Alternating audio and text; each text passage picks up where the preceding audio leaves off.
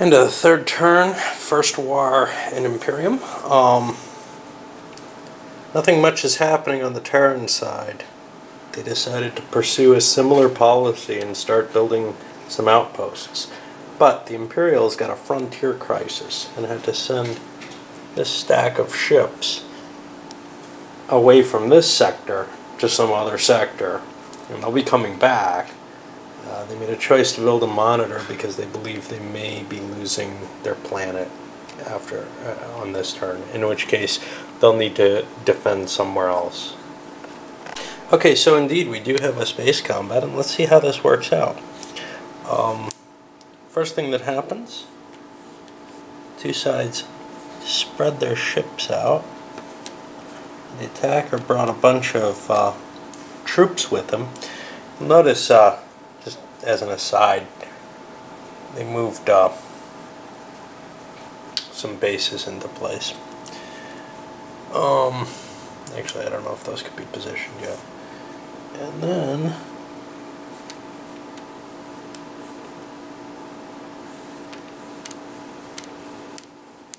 place the attacker's fleet out. Now, I think the attacker pushes it, yeah.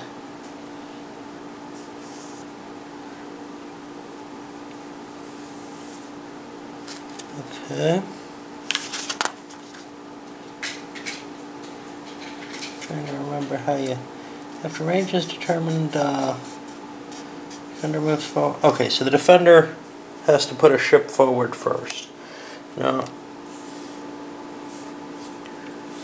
put forward his monster, and then we're gonna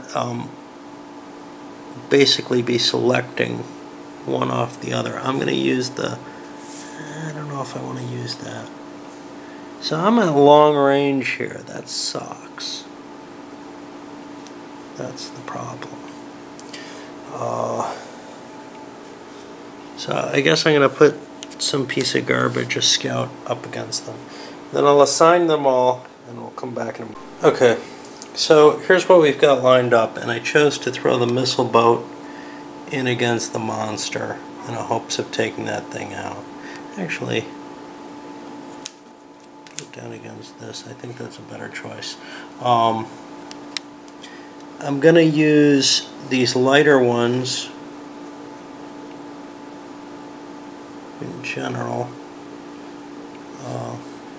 They have a possible chance, I guess, of killing that. So now we'll look at the first set of combats. Let's go over to the monitor versus these. The monitor can't be hurt, but it can attack, and it's doing a missile factor attack of 10 against a shield of 1, which means it only needs a 2 or better to hit.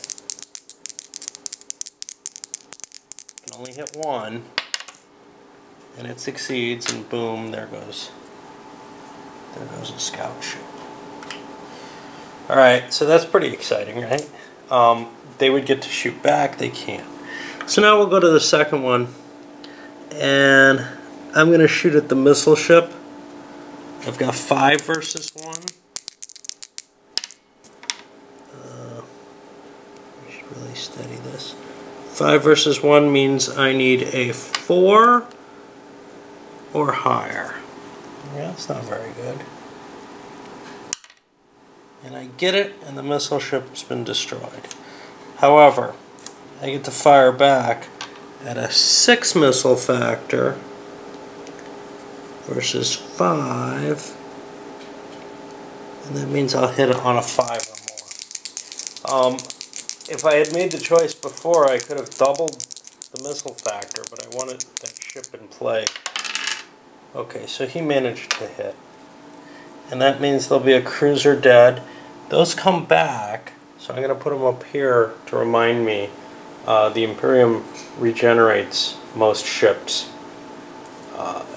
slowly. But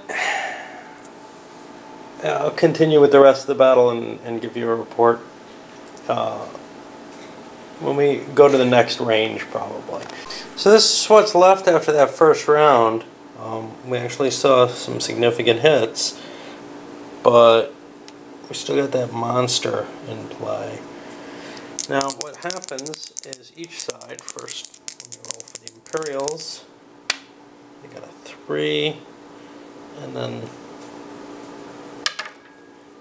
the Terrans got a 2, so the Imperials get to choose the range. They choose to leave it at long range. Well, the fighting hasn't gone too well for the Solar player, and they're going to elect to withdraw from combat. They could still kill this thing, and they've definitely done a little bit of damage. 2 ships down, but they took more and really don't like where it's going. And if these guys get cleared out, then these become targets, and that's something they don't want to play with at all. So they're going to pull back, and they can just get back to here.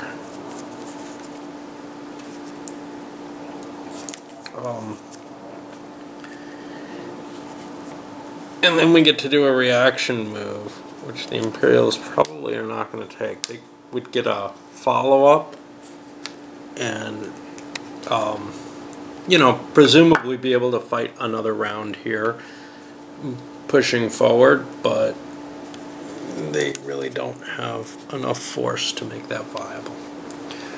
So that's our first experience with combat, and you know, there was a chance on this one, but before there definitely wasn't. So I don't feel too bad for the lack of aggressiveness that I've shown with both sides, really. So the Imperials took their side of the turn, didn't do much, but spent a load of money because so much fleet was off board, and they took some casualties here to build up a mothership, some fighters, a couple of cruisers. It's more than they can maintain, but they don't have to maintain it. They're planning on just cracking this nut and, you know, taking out a planet or two.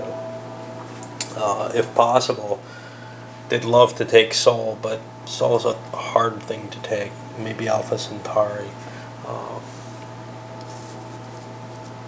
Certainly they want to take something big away from the Terrans for their insolence.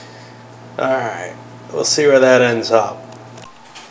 So here, on the 5th turn, the Terran player has repositioned his forces to try to even them out a little bit, make it a little tougher on the Imperials to win a fight at either planet.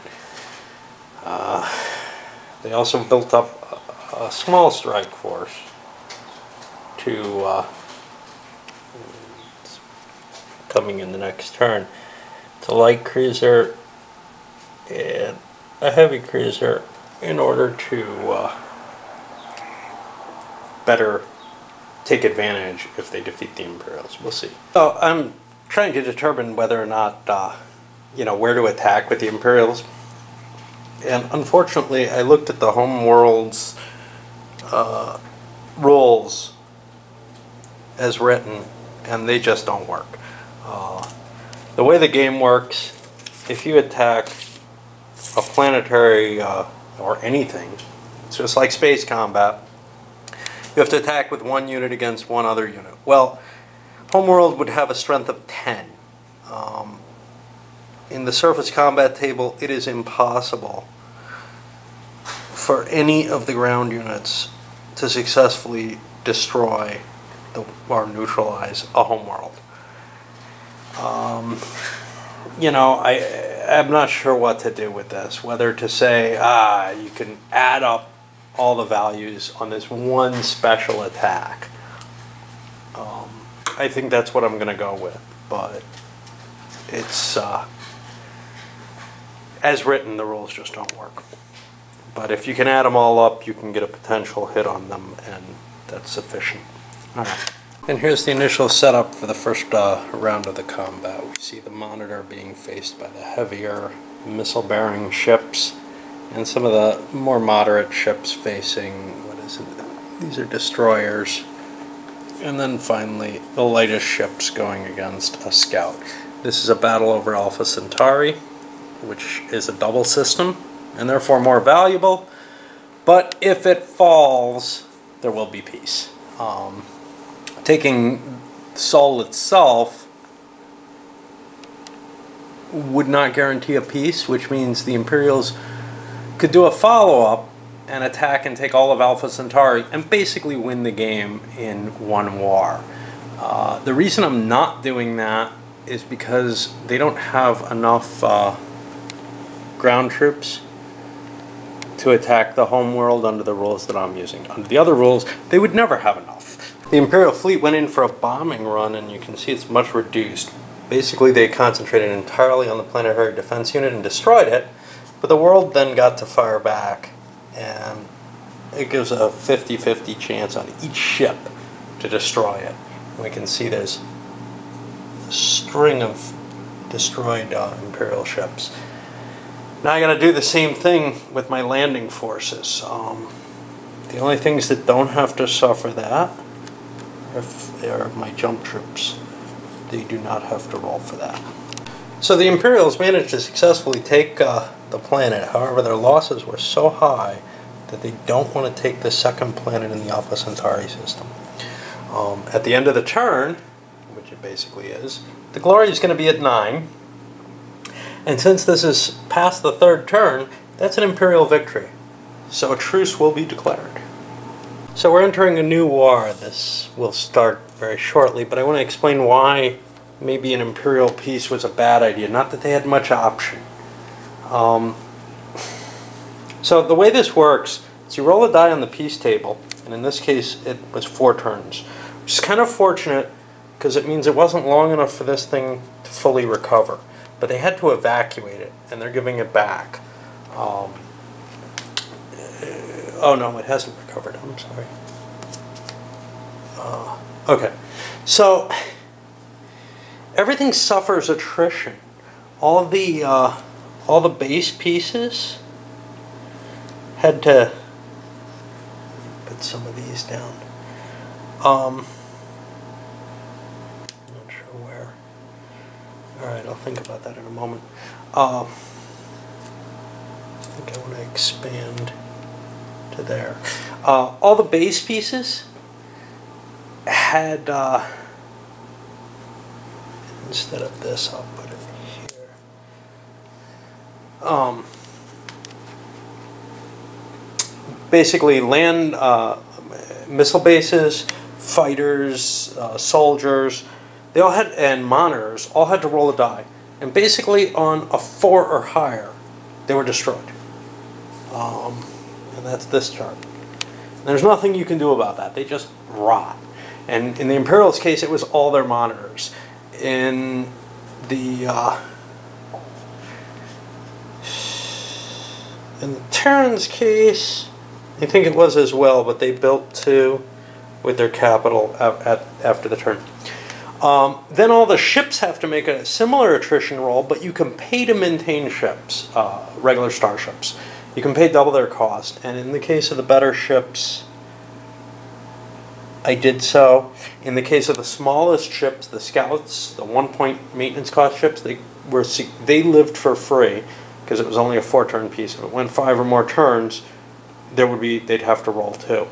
Some of the edge case ones, 2 or 3 points, I rolled for. Some of them died, some of them didn't. Then each side gets production, but the loser, in this case the Terrans, gets their full production. The winner only gets half. And so the Imperials are starting off a little weaker than maybe they were, certainly significantly weaker than they were at the end of the war.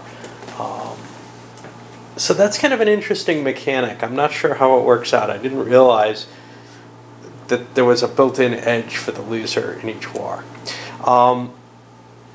Things that were produced in terms of outposts have been added, and we've expanded to come right up to the edge of each other because the Terrans still don't have a tanker, so there's no real reason for anyone to be fighting over that side of things.